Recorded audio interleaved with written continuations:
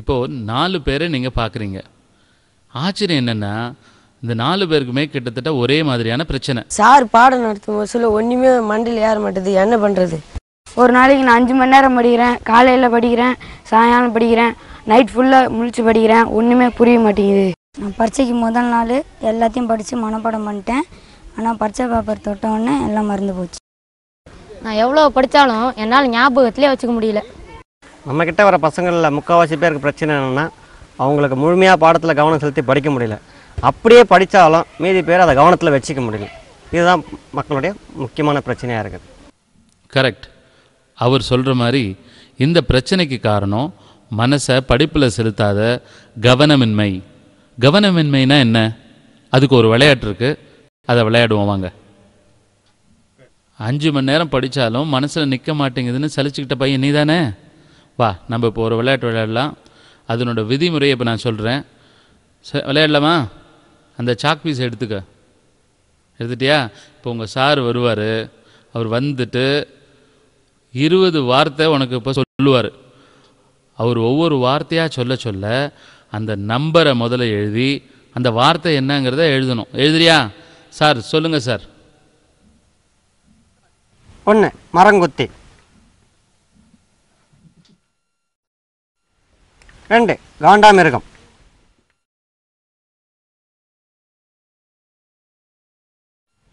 3 பழனி ஆண்டவர், 6 விளையாட்டு, 7 hero Honda,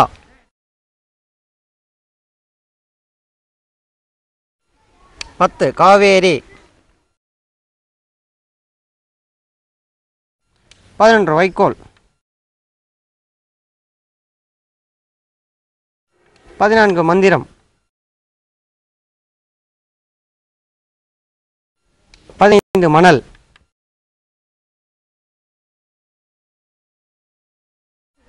18 பைத்தியம்,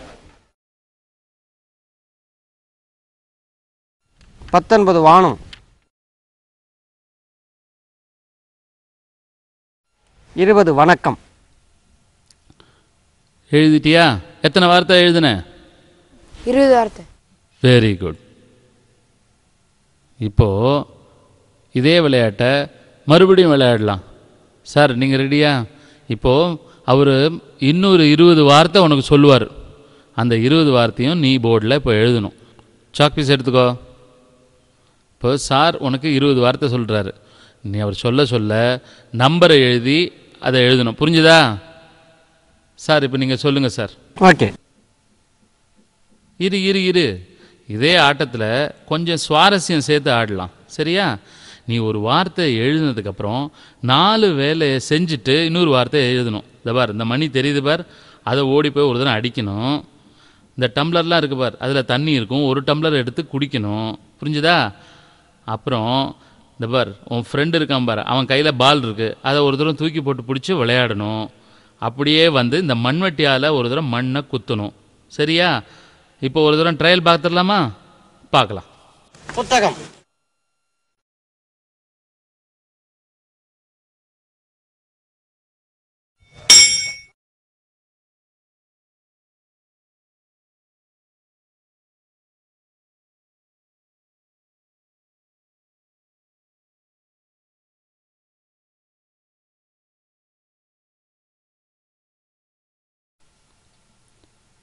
வெரி குட். புரிஞ்சுதா? இதில் இன்னொரு ரூல் இருக்குது. என்னென்னா, வாத்தியார் பாட்டுக்கு ஒரு வார்த்தைகளை சொல்லிகிட்டு இருப்பார். நீ ஒரு வார்த்தையை எழுதிவிட்டு இந்த 4 வேலையும் செஞ்சுவிட்டு தான் இன்னொரு வார்த்தையை வந்து எழுதணும். புரிஞ்சுதா? Very good. அது எப்படின்னா, ஒரு வார்த்தையை எழுதுகிற, ஓடி போய் மணியை அடிக்கிற, இந்த டம்ளர் எடுத்து தண்ணியை குடிக்கிற, உன் ஃப்ரெண்டுகிட்ட போய் பாலை பிடிச்சி விளையாடுற, வந்து மண்வெட்டியால் ஒரு தடவை குத்துற, திருப்பி வந்து அடுத்த வார்த்தையை எழுதணும். புரிஞ்சுதா? நான் சொன்னதெல்லாம் புரிஞ்சுதா? சரி, ஆரம்பிக்கலாமா? சார் நீங்கள் ஆரம்பிங்க சார். 1 புத்தகம், 2 குடும்பம், 3 இரும்பு, 4 மேஜை,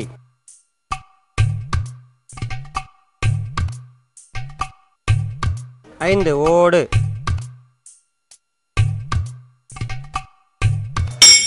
6 குடிசை,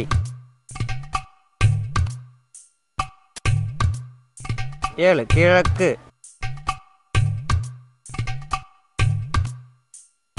8 சாலை,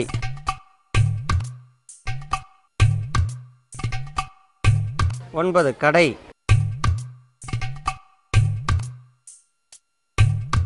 10 துணி,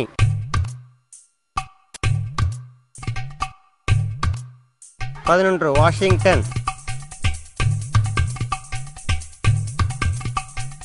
12 மோதிரம், 13 சிறுநீரகம், 14 கல்ஃப்,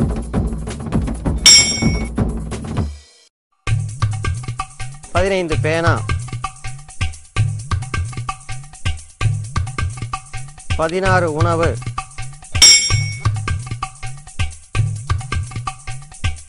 17 கதவு,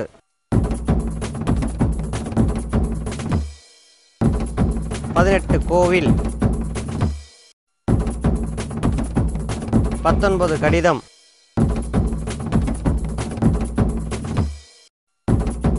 20 நன்றி. நிறுத்து நிறுத்து நிறுத்து.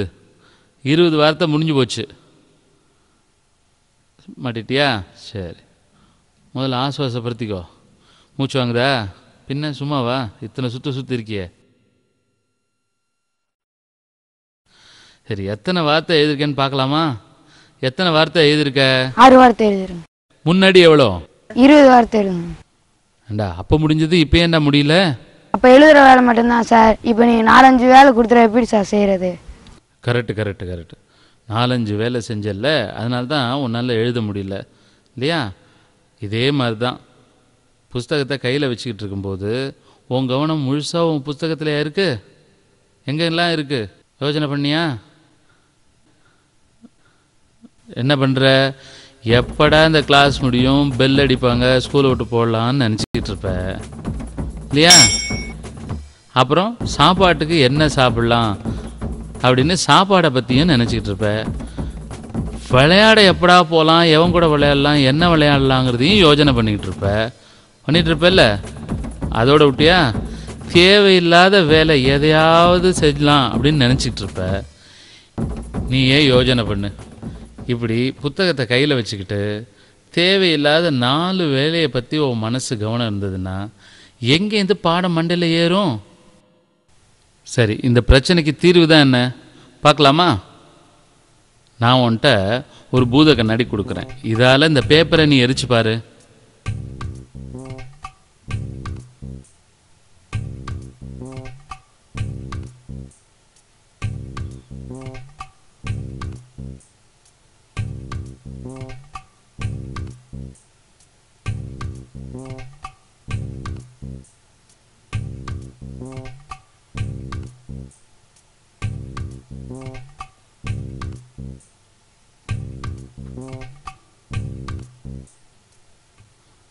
எப்படிடா நெருப்பு வந்தது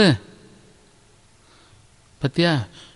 இவ்வளோ பெருசு எரியற அளவுக்கு இந்த பூத கண்ணாடி வழியாக உன்னால் பேப்பரை எரிக்க முடிஞ்சிருக்கு. எப்படி? சூரியனுடைய ஒளிக்கதிர் தனித்தனியாக இருக்கிறதுனால அது எல்லாமே ஒன்று சேர்ந்து அந்த கிளாஸ் மேல் படும்போது எல்லா ஒளியும் சேர்ந்து பர்டிகுலராக ஒரே சைஸில் அந்த ஒளி படுறதுனால அந்த பேப்பர் எரியுது. கரெக்ட், அது தாண்டா.